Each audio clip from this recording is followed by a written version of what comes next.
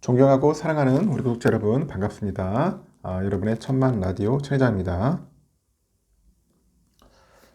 이제 저녁 시간이 다가왔어요. 저녁 시간 참 빨리 가는 것 같아요. 새해도 이렇게 하루가 훌쩍 지나갑니다. 이제는 우리 해돋이가 아니라 해넘이를 보는 건가요? 해지는 모습을 이제 보면서 하루를 또 마감하게 되었습니다. 여러분 어떻게 편안하게 즐겁게 잘 보내셨는지 모르겠어요. 오늘 보니까 뭐 데이트 하시는 분도 있고 놀러 다니면서 즐겁게 힐링하시는 분도 있더라고요. 차례장한테 안부 인사 하시는 분도 있고 메시지 주신 분도 있는데 진심으로 감사드리고 하여튼 잘 됐으면 좋겠어요. 모두 희망찬 한 해 우리 토끼의 검은 토끼니까 우리 토끼가 상당히 영리하다더라고. 토끼가 영리하다. 저는 토끼가 우둔한 줄 아는데 그게 아니에요. 상당히 영리합니다. 여러분 토끼 키워보셨나? 저는 어릴 때부터 토끼를 키워봤어요. 토끼를 키우고 최근에도 몇 년 안 됐죠. 애완용 토끼를 키워봤는데 키우기가 쉬우면서도 어려우면서도 참 쉽다 그렇더라고요. 토끼 참 갑자기 옛날 토끼가 생각나네요. 이렇게 또 하루를 또 마무리하면서 하루를 마무리하는 게 아니라 저녁을 마무리하면서 한번 또 여러분들께 재밌는 이야기를 들려드릴까 해요. 갑자기 말을 버벅거리네요. 일단 들려드리겠습니다. 그동안 매번 주가 빠지니까 이게 돈 버는 게 아니고 돈을 잃는다고 하는데 아주 재미있는 이야기인데 그래도 돈 벌 주식은 있다. 돈 벌 주식은 있다. 그런 이야기를 합니다. 과연 돈 벌 수 있는 주식이 있을까요, 여러분? 다사다난했던 2022년은 벌써 이제 훌쩍 지나갔고 우리가 대표 지수인 코스피 지수는 올해 증시 폐장일인 지난 29일 기준으로 했을 때 연초 이후에 740포인트 가량 밀렸어요. 밀렸고 코스닥도 350포인트 정도 빠졌고 하락률로 보니까 각각 25%, 한 34% 정도 수준이었어요. 좀 많이 빠졌어요. 저도 이렇게 오랫동안 보면서 이렇게 경기 안 좋은 또 한 해를 또 보내보는 것도 신기해요. 2022년을 지냈다는 게. 야, 이렇게까지 이렇게 빠지고 힘드나? 그런 생각이 듭니다. 지난 1년간 보면은 주시장에서 뚜렷한 그런 주도주를 찾아볼 수는 없었다고 하죠. 하지만 테마는 끊임없이 증시를 흔들었어요. 제가 전 시간에도 얘기했지만 하반기 들어서 뭐 태조, 이방원이 막 업종 관련된 기업들이 뭐 주도주로 급부상하기도 했고 이 또 랠리가 짧게 끝난 탓인지 전체 지수를 끌어올리기는 약간 역부족이었다. 그랬지만은 그 부진한 시장 속에서도 상승하는 종목은 있었다는 겁니다. 이게 증시를 짓누르는 것은 여전히 긴축 우려인데 지난 4분기 들어서 미국의 물가 상승 그 둔화세가 확인되면서 연말에 그 추세적인 반등에 대한 기대감을 키웠죠.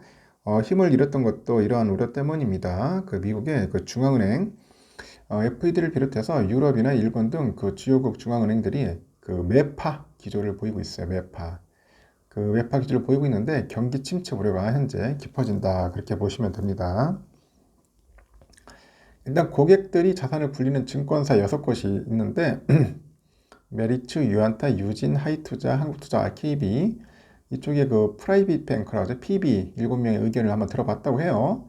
그 PB라고 하면은 대부분 증권업 경력이 한 10년 정도 이상 되고 뭐 투자대회 수상 이력을 보유한 투자 전문가들이라고 합니다. 그래서 시장에 대한 견해는 다소 차이가 있겠죠. 그러나 올해 상반기 유망업종 종목을 그 설문조사에서 보니까 투자해볼 만한 그런 업종이나 종목이 있다고 모두 꼽아내는 거야. 있답니다. 없는 게 아니야. 있다고 하는 거예요. 상당히 궁금한데 뭐가 있을까? 하여튼 성장성이 높아서 투자가 확대되는 사람이나 국가정책의 수혜를 이제 받는 사람에서 종목을 선별해야 한다는 의견이 대세를 이뤘는데 여기서 보니까 메리츠 증권에서 그 과장이 그래요. 경기 침체와 비용 상승으로 기업 이익이 이제 감소되고 고금리 지속과 부동산 위기가 현실화되다 보니 시장이 추가 하락할 수 있다. 그래서 미국 금리 인상이 정점을 향해 가고 국내 주요 기업들의 이익 감소가 멈추면은 다시 상승할 수 있을 것이다. 그런 얘기를 합니다. 그건 다 아는 얘기인데. 이건 누구나 다 아는 얘기인데. 하여튼 그래요. 지수가 이제 추가 하락할 때 PBR이나 그 PER로 매력 있는 그 가격대에 들어가는 게 중요하다. 그런 이야기를 합니다. 뭐 어떻게 보면 식상한 얘기네요. 다 아는 거니까. 다만 상승하더라도 지수 상단이 제한적일 거라는 전망도 있는데 KB에서는 뭐라고 하냐? 실물 경기 하강 우려가 있지만은 현 지수 때는 이러한 우려를 선반영하고 있다. 그래서 코스피 그 주가 선자산 비율 PBR이라고 하죠. 이 PBR이 0.9를 밑도는 점도 그 지지선이 돼줄 것이다. 그런 이야기를 합니다. 인플레이션 우려에 따라서 채권금리가 빠르게 내려오기는 쉽지 않을 것 같다. 그래서 지수 상단이 크게 열려있지는 않을 거다. 뭐 그렇게 설명을 하고 있고요. 하이투자증권이죠. 하이투자에서 뭐라고 하냐? 횡보장을 예상하는 것 같아요. 횡보장. 한국 증시의 그 자기자본 이익률 8%는 미국 시장 타깃금리 5.1%와 리스크 프리미엄을 생각해서 상대적으로 매력이 떨어진다고 볼 수 있어 아직까지는 횡보장을 예상한다. 그런 이야기도 합니다. 일단은 그 정부의 그 정책 관련주에 주목해야 한다는 의견도 있어요. 통상 연말 연초에는 국내 기업들이 그 이익 저점이 확인되지 않아서 그 즈음 발표되는 정책 테마에 투자 심리가 이제 집중되는 경향이 있는데 당장은 정부 정책과 같은 방향에 있는 수혜주들을 관심 있게 이제 볼 필요가 있다고 하죠. 뭐 정책 건설, 인프라, 방산, 원전 전에도 언급했지만은 이쪽 분야를 좀 많이 또 띄우는 것 같아요. 제가 보니까. 그리고 해외 수주 분야가 유망해 보인다. 그 주목할 관련 종목을 보니까 뭐 현대로템, 그 하나에어로스페이스, 한전기술, 뭐 두산에너빌리티 이런 기업들을 이제 제시를 하는 것 같더라고요. 그래서 또 올해 시장을 이끌었던 그 이 배터리 산업에 대해서도 낙관적인 전망이 나오는데 유진투자증권에서는 올해 글로벌 전기차 판매가 한 25% 정도 증가할 것으로 전망이 되고 있고 미국의 그 인플레이션 감축법 법안의 보조금으로 전기차 구매 시 공제받을 수 있어서 심리적인 수요가 확대될 것이라고 기대를 한다고 합니다. 한국의 전기차 배터리 업체들은 이른바 IRA 효과로 미국 시장 그 선점 효과가 장기간 지속될 가능성이 높다고 하는데 배터리 부품 소재에 대해서 중국 업체들이 그 미국 시장 진입을 제한하겠다는 게 핵심인 만큼 또 미국 시장에서의 성장성은 지속될 것 같다. 그래서 관련 종목으로 배터리 수주를 확대하고 있는 미국 시장에서 적극적인 투자를 이어가고 있는 LG엔솔을 추천을 하는 것 같습니다. 그리고 배터리 산업의 필수 원재료인 광물 산업에도 시선이 쏠리는데 그 산업의 공급망은 그 위부터 아래로 관심이 내려가는 경우가 있죠. 배터리 완성업체로부터 소재업체들이 지난 1년 넘게 긴 시간 주도주 자리를 이어가다가 최근에 큰 조정을 받고 있어요.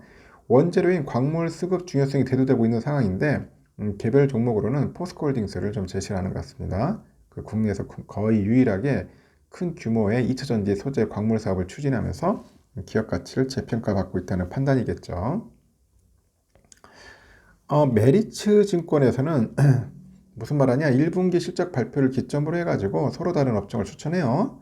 연초에는 실질적으로 보면은 자유로운 그 로봇, 가상현실, 뭐 컨텐츠, 엔터, 리오프닝, 제약, 바이오, 방산, 이 5G 등 중소형주들의 업종별 순환매에 집중해야 한다면서 1분기 실적 발표 이후부터 반도체하고 2차전지, 그 풍력, 태양광 등 이 지수 관련주들을 위주로 해서 대응할 필요가 있다고 조언을 하는 것 같아요.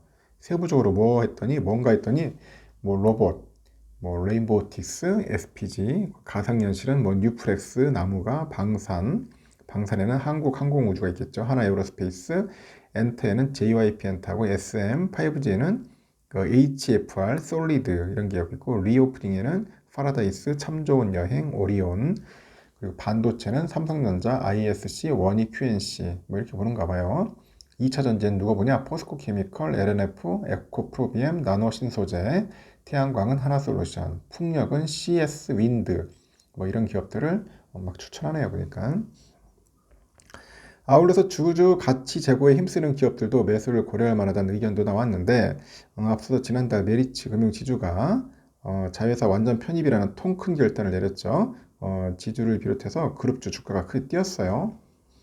이들 그룹주의 주가 흐름에서 아이디어를 얻자는 겁니다. 그래서 기업들의 이익 전망 하향이 이제 본격화된다면은 배당을 비롯해서 주주 환원 정책에 적극적인 기업들의 주가가 강세를 나타낼 것이라고 봅니다. 그래서 중소형 고배당주에 투자하는 그 ETF를 많이 추천하네요. 또 그리고 코스피 배당 수익률이 웃도는 데다가 또 ETF 누적 수익률이 코스피 대비 큰 폭으로 아웃퍼폼하고 있다는 그런 이유 되겠죠. 그래서 여러분들 한번 참고하시고요. 뭐 다양한 기업들은 있고요. 또 다양하게 또 흐름을 보여줄 겁니다. 그리고 그 중에 또 상승하는 종목이 있겠지만 또 하락하는 종목도 있을 거예요. 횡보하는 것도 있고 돈 버는 주식은 있어요. 여러분 있는데 우리가 이게 잘 찾아가지고 좀 발견하는 게 좀 힘들죠. 찾아내는 거. 그리고 빨리라기보다는 적시에 딱 투자를 해가지고 꾸준하게 모아서 나중에 이제 어느 정도 수익을 내면 잽싸게 또 팔아야겠지만 이게 파는 게 힘들어요, 여러분. 이게 매도는 진짜 말 그대로 예술인 것 같아. 그 타이밍이 가지고 오였지만 일단 그 시점을 참 맞추기가 힘들죠.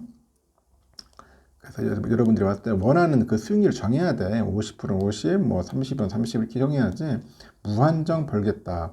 그거는 좀 힘들 것 같습니다. 뭐 제가 이렇게 하면 단타를 조정하는 것 같은데 혹시라도 뭐 수익을 내고 싶은 분들은 있을 거 아닙니까? 그 삼성이 아니더라도 보시고 하여튼 돈 벌 주식은 있는데 그 발견하고 찾아서 투자하는 것은 쉽지는 않다는 거죠. 쉽지는 않다.